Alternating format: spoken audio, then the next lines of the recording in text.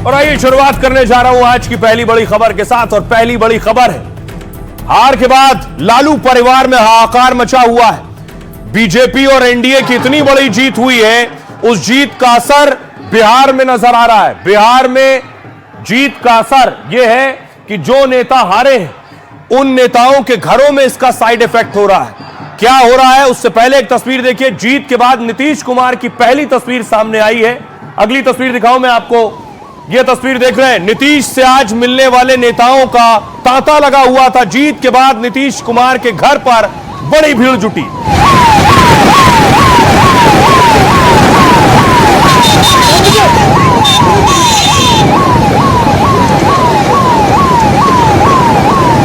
ये तस्वीर आप देख रहे हैं, चिराग पासवान नीतीश के आवास पर पहुंचे उनसे मिलने के लिए, और जेडीयू के एनडीए के दूसरे नेता नीतीश कुमार से मिलने पहुंचे, संजय झा को आप देख रहे हैं।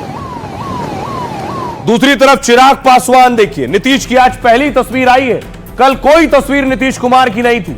नीतीश कुमार से मिलने चिराग पासवान पहुंचे। नीतीश कुमार की सेहत को, स्वास्थ्य को लेकर बहुत सवाल किए गए, लेकिन नीतीश कुमार पूरी तरह से स्वस्थ दिख रहे हैं, फिट दिख रहे हैं। चिराग पासवान ने उनसे मुलाकात की, शॉल पहनाकर चिराग का स्वागत किया। चिराग ने उन्हें जीत की बधाई और मुबारकबाद दी।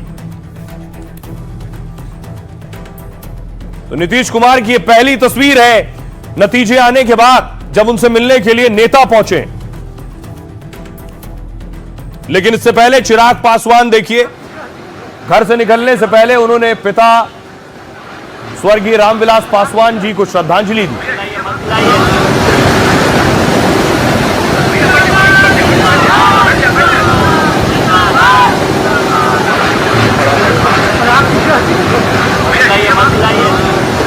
उसके बाद देखिए चिराग पासवान पहुंचे मंदिर, जहां उन्होंने पूजा अर्चना की। चिराग के लिए बड़ी जीत है, 29 सीटें मिली, 19 सीटें जीती हैं उन्होंने।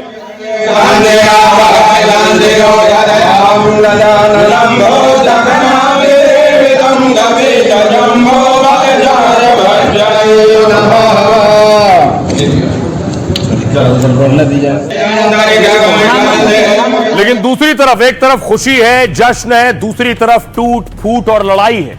यह है परिवार की लड़ाई। तेज प्रताप पहले पार्टी छोड़ चुके हैं, परिवार छोड़ चुके हैं, या कहिए निकाले जा चुके हैं। तेजस्वी की बहन अब नतीजे आने के बाद रोहिणी ने भी परिवार और पार्टी छोड़ने का ऐलान कर दिया है। अगली तस्वीर देखिए रोहिणी की जरा। तस्वीर ये आप देख रहे हैं, रोहिणी बाकायदा सिंगापुर से आई थी, सिंगापुर से वोट देने आई थी अपनी पार्टी के लिए। ये पूरा परिवार गया था जब वोट देने के लिए। तेजस्वी यादव, उनकी पत्नी, पीछे रोहिणी को आप देख रहे हैं, राबड़ी देवी और लालू प्रसाद यादव। सोचिए, जो रोहिणी आरजेडी के लिए, परिवार के लिए वोट करने आई थी, उन्होंने परिवार और पार्टी क्यों छोड़ दिया नतीजे आने के बाद। अगली तस्वीर देखिए जरा। दूसरी तस्वीर ये देख रहे हैं, ये लालू के साथ रोहिणी को आप देख रहे हैं। रोहिणी ने खुद को परिवार से बेदखल कर लिया है, लेकिन रोहिणी कौन है, तस्वीर मैं आपको अगली दिखाऊं। रोहिणी ने ट्वीट किया बाकायदा कि मैं पार्टी छोड़ रही हूं और मैं परिवार को डिसोन कर रही हूं, यानी परिवार से भी अलग हो गई। क्या यह हार के साइड इफेक्ट है? लालू परिवार में भगदड़ मची है, परिवार का एक एक शख्स परिवार और पार्टी छोड़ रहा है।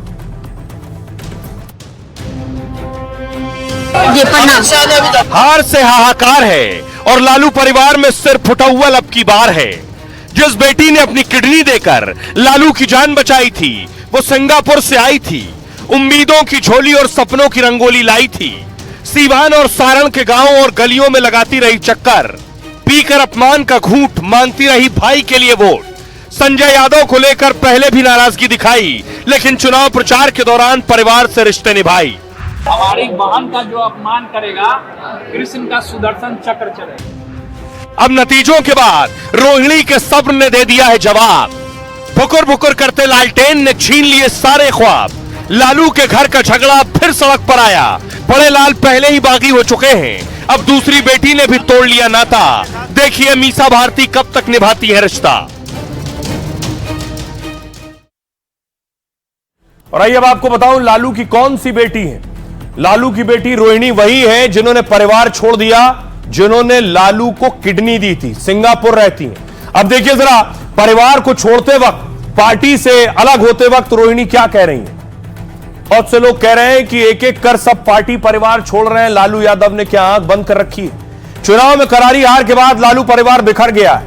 लालू को किडनी देने वाली बेटी रोहिणी ने भी पार्टी छोड़ दी है।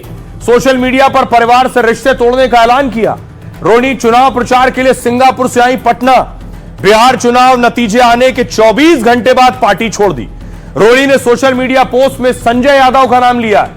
उन्होंने कहा, संजय यादव और रमीज ने मुझसे यही करने को कहा, मैं सारा दोष अपने ऊपर ले रही हूं। रोहिणी पति और बच्चों के साथ सिंगापुर में रहती हैं। 2024 में सारण सीट से लोकसभा चुनाव लड़ा था, लेकिन लोकसभा चुनाव में रोहिणी हार गई थी। नतीजों के बाद संजय यादव को लेकर परिवार में टकराव बढ़ा। इस चुनाव में आरजेडी सिर्फ 25 सीटों पर सिमट गई। लालू के बड़े बेटे तेज प्रताप भी अपना चुनाव हार गए। तेजस्वी राघोपुर की सीट बड़ी मुश्किल से बचा पाए। इसी साल लालू ने तेज प्रताप को परिवार और पार्टी से निकाला था। तेज प्रताप ने भी इसके लिए संजय यादव को जिम्मेदार ठहराया था। आपको बताऊंगा संजय यादव कौन है जिसके नाम पर सब पार्टी छोड़ रहे हैं। तेज प्रताप ने कहा था, जयचंदो ने आरजेडी को खोखला कर दिया है। अब रोहिणी के पार्टी और परिवार छोड़ने से घमासान तेज हो गया है। हार के बाद अब तेजस्वी पर सीधे सीधे सवाल उठ रहे हैं। तेज प्रताप के बाद रोहिणी ने भी इशारों इशारों में सवाल किए कि सवाल ये कि आखिर परिवार में क्या हो रहा है। सुनिए जरा सियासतदानों को। कि जिस बेटी ने प्राण रक्षा किया, जिसका आपने कन्यादान किया, आज उसके मन के अंदर में अगर टीस पैदा हुआ है, करा रही है, और आप राजनीति के धृतराष्ट्र बन गए। जिस भाई के कलाई में राखी बांधी वो चुप है। कौन है ये महाभारत का संजय जो यह कह रहा है कि लालू जी पूछ रहे हैं क्या हाल है संजय? नजर झुका हुआ है, कह रहा है कि हुजूर हमको तो केवल हरियाणा का मॉल नजर आ रहा है। रोहिणी आचार्य जिस तरह के पोस्ट परिवार में रोहिणी आचार्य ने परिवार और पार्टी दोनों हम लोग का बहुत विस्तृत परिवार है। परिवार में कभी कोई विवाद नहीं होता। सारा परिवार, राजद परिवार, जो भी राजद परिवार से जुटे हैं, सभी लोग एक साथ एकजुट। अच्छा, यदि सचमुच उनसे आप लोग कोई प्रश्न है तो मिलेगी तो पूछ लीजिएगा। जिस तरह से परिवार में लगातार और एक दो व्यक्ति के कारण लालू जी का परिवार बिखरता जा रहा है, टूटता जा रहा है, किसी को भी अच्छा नहीं लगेगा। और मैं भी चाहता हूं कि जो परिवार बिखर रहा है, टूट रहा है, और किसी व्यक्ति के चलते अगर बिखर रहा है, टूट रहा है, तो ये उचित नहीं है। समाजवादी पार्टी ये बात की अपील करती है कि पार्टी में सब एक होना चाहिए, और एक होंगे तो निश्चित तौर पे इन सांप्रदायिक शक्तियों से लड़ने की ताकत मिलेगी। निश्चित तौर पे लालू जी एक बहुत बड़े समाजवाद के पुरोधा हैं। वो सारी चीज़ों को और सब लोगों को मना के एक बेहतर व्यवस्था बनाने का काम करेंगे। अब सोचिए जरा, लालू के परिवार में लालू यादव, राबड़ी देवी, तेजस्वी यादव, तेज प्रताप यादव, रोहिणी आचार्य और मीसा भारती, ये लोग सियासत में सक्रिय हैं। लेकिन परिवार में ऐसा कौन है जिसने पूरे परिवार और पार्टी को टेक ओवर कर लिया? आरोप लगते हैं इस शख्स पर जिसे आप देख रहे हैं। इनका नाम है संजय यादव। तेजस्वी के साथ जिनकी तस्वीर आप देख रहे हैं, यह है संजय यादव। इन पर आरोप लग रहे हैं पार्टी परिवार सब टेक ओवर कर लिया, तेजस्वी को टेक ओवर कर लिया, और संजय यादव की वजह से ही एक एक कर सभी लोग अलग होते जा रहे हैं।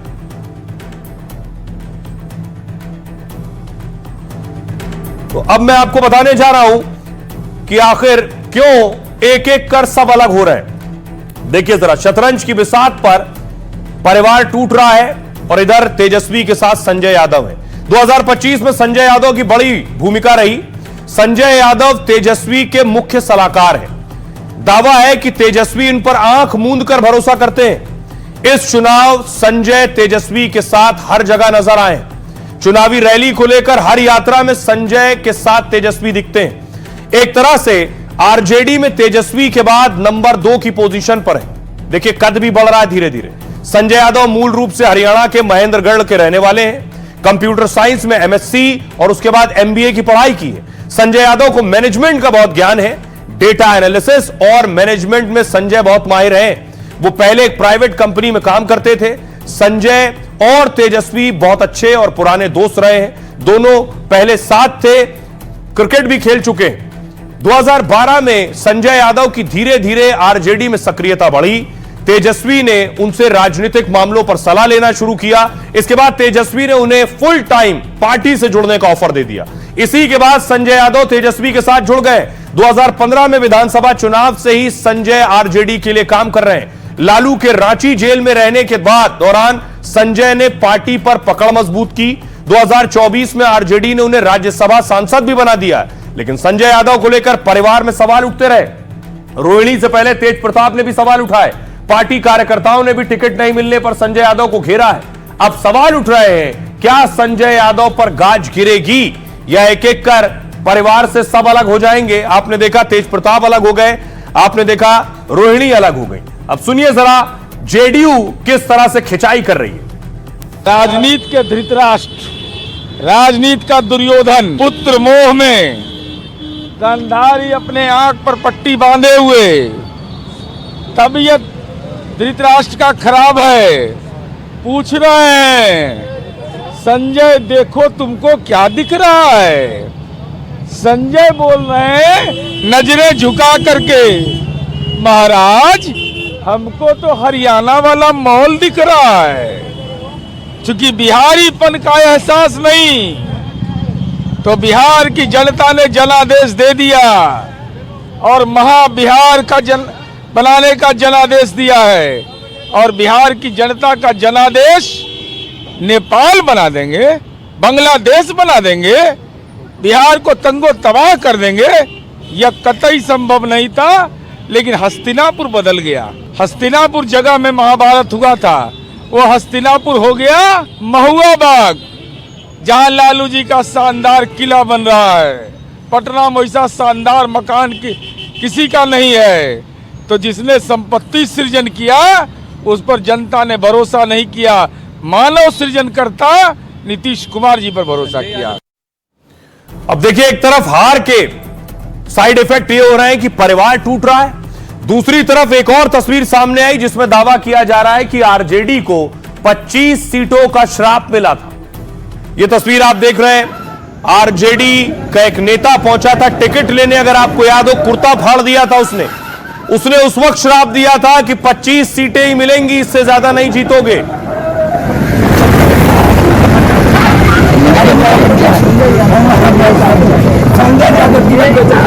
हमको बोला कि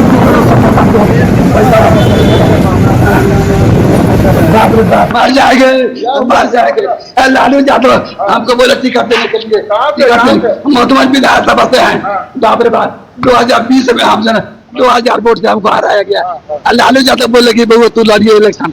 बाप रे बाप, हम मर जाएंगे। बेटा बेटी का शादी हम नहीं किए। बाप रे, बहुत अन्याय। दलाल को जैसी कर दिया संजय यादव। अरे बाप, दो करोड़ 70 लाख रुपए लिया है संतोष कुमार, संजय यादव लिया है।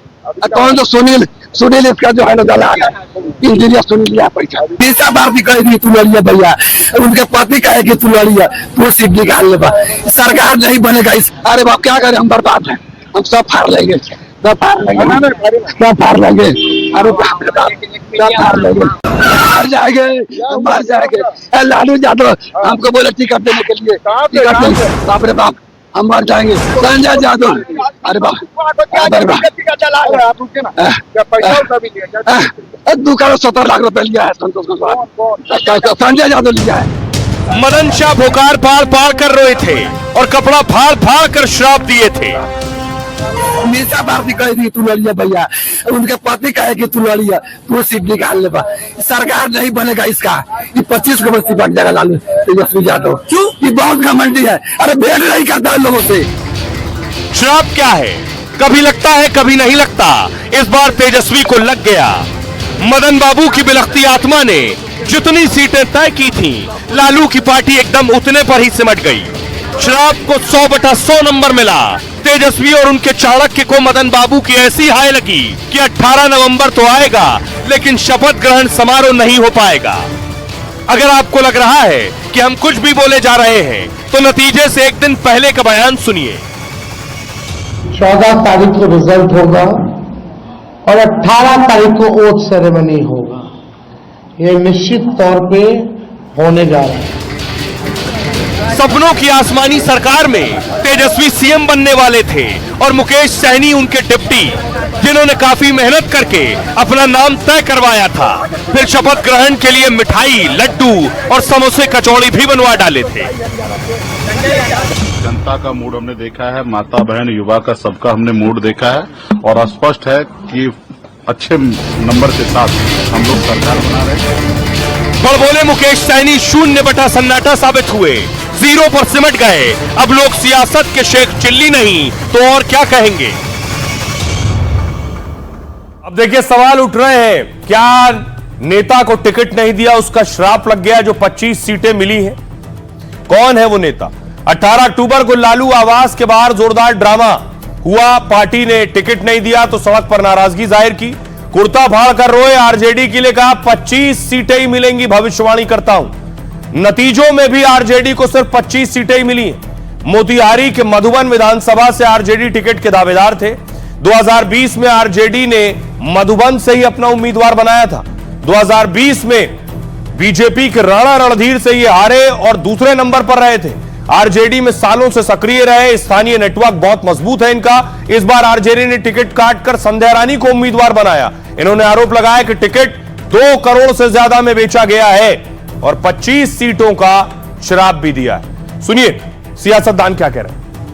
एक तरफा इस तरह सुनामी आएगा ये कहां किसी ने दिखाया था। ऐसे परिणाम की कल्पना तो किसी ने नहीं की थी। जनता ने जो वोट दिए थे, आखिर वो वोट कहां गए ये किसी को पच ही नहीं रहा है। इसलिए हमने कहा कि इस पर मंथन होगा, इस पर समीक्षा होगी। बिहार की बेहतरी के लिए कुछ ब्लूप्रिंट तेजस्वी जी ने सामने रखा था, पलायन, नौकरी और जो बिहार का हिस्सा बना मानस का, उस पर काम करें। हमारी जो भी संख्या है असेंबली में, हम उस संख्या के आधार पर लगातार मूल्यांकन करते रहेंगे। हार जीत होती है, हर चुनाव में कोई जीतता है कोई हारता है, लेकिन ये जो हार हुआ है ये मेरे जैसे छोटे सामाजिक कार्यकर्ता के समझ के बाहर की चीज है।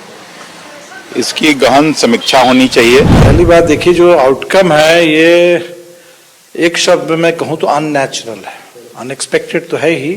SIR का एक इम्पैक्ट है, जिस बड़े पैमाने पर 30,000 करोड़ रुपए बांटे गए, बेमिसाल। इससे पहले कभी ऐसा कोई हिंदुस्तान में किसी चुनाव में ऐसा नहीं हुआ। अभी लोकतंत्र में ये गंगा नहीं बह रही है, ये उल्टी गंगा, SIR भी कह लीजिए या चुनाव से पहले इस तरीके से पैसा बांटना, ये सब कुछ एक तरह से संविधान की भावना के विपरीत है। ये इसको मैं उल्टी गंगा मानता हूं।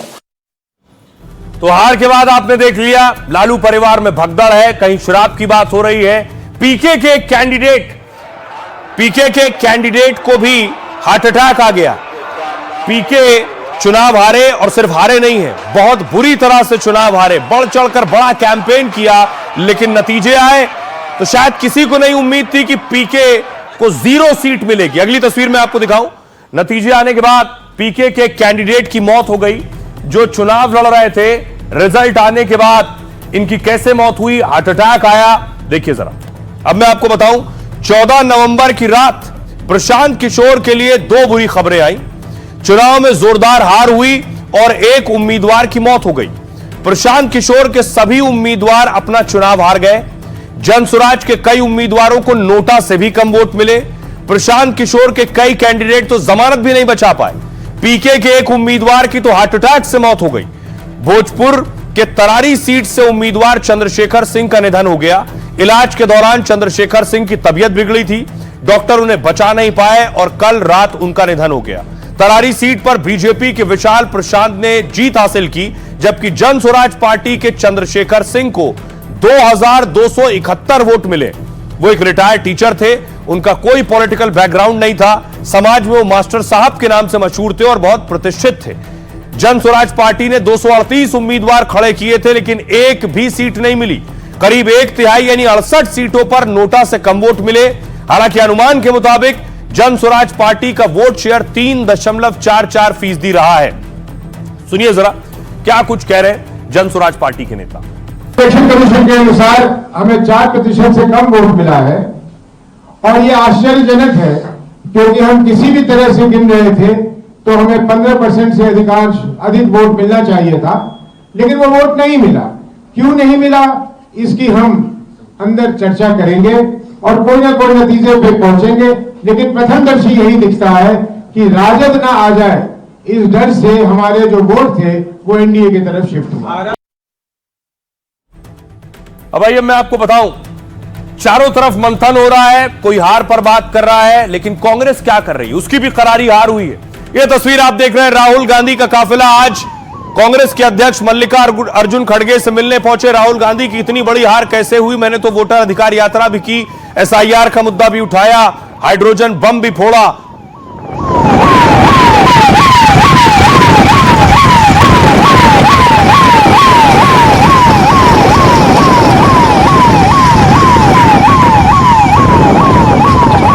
ये तस्वीर आप देख रहे हैं, नतीजे आने के बाद आज राहुल गांधी मल्लिकार्जुन खड़गे साहब के आवास पर पहुंचे।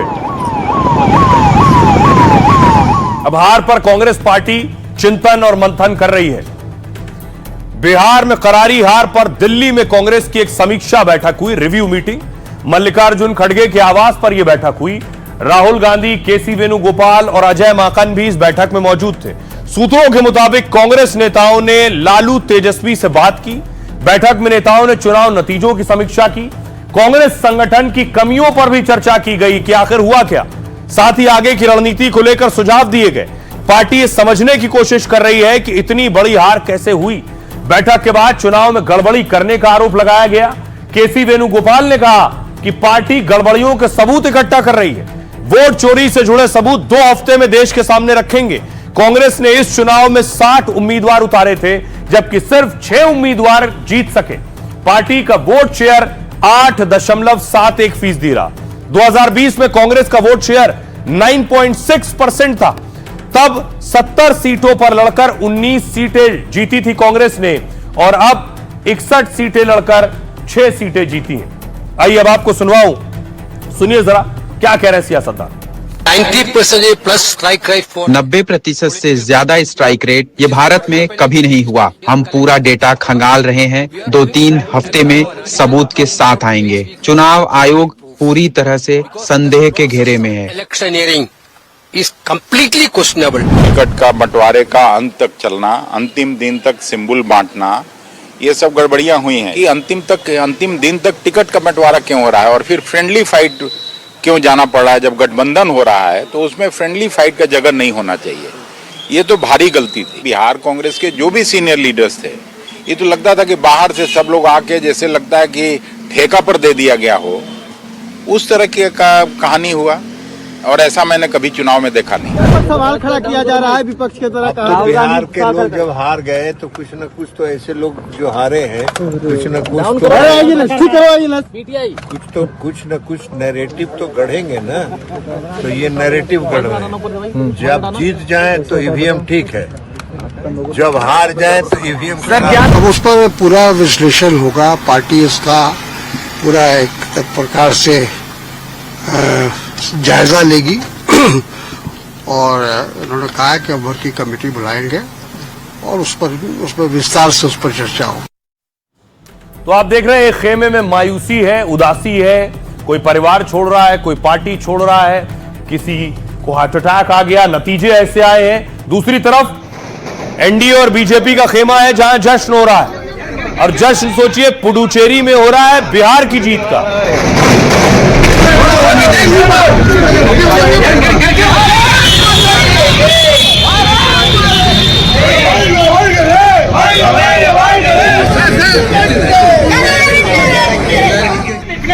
अब देखिए जरा, ये जीत ऐसे ही नहीं हुई है। इस जीत के पीछे की कहानी क्या है ये मैं आपको बताता हूं। स्ट्राइक रेट देखिए जरा, जीत के लिए स्ट्राइक रेट। पीएम मोदी का स्ट्राइक रेट 80% रहा है। प्रधानमंत्री मोदी ने बिहार में 16 रैलियां की, इसमें बिहार की 122 सीटें कवर की। इसमें से एनडीए को 97 सीटों पर जीत मिली है, और मोदी की रैली से एनडीए को 44 नई सीटें भी मिली है। मोदी का स्ट्राइक रेट 80% रहा है। अगला नाम है गृहमंत्री अमित शाह का, 89% का स्ट्राइक रेट। गृहमंत्री अमित शाह ने 28 रैलियां की हैं, और अमित शाह ने 141 सीटों को कवर किया। इसमें एनडीए को 125 सीटों पर जीत मिली। अमित शाह का स्ट्राइक रेट 89% का रहा है। योगी आदित्यनाथ ने बिहार में 25 रैलियां की और योगी ने कुल 122 सीटों को कवर किया। इसमें एनडीए को 98 सीटों पर जीत मिली, 98। योगी का स्ट्राइक रेट 80% का। नीतीश कुमार देखिए, नीतीश कुमार ने 84 रैलियां की हैं। नीतीश ने प्रचार के दौरान पूरे 243 सीटों को कवर किया। इसमें एनडीए को 202 सीटों पर जीत मिली। नीतीश का स्ट्राइक रेट 83% का रहा है। अब आइए जरा विरोधियों की बात करिए। राहुल गांधी ने बिहार में की 15 रैलियां।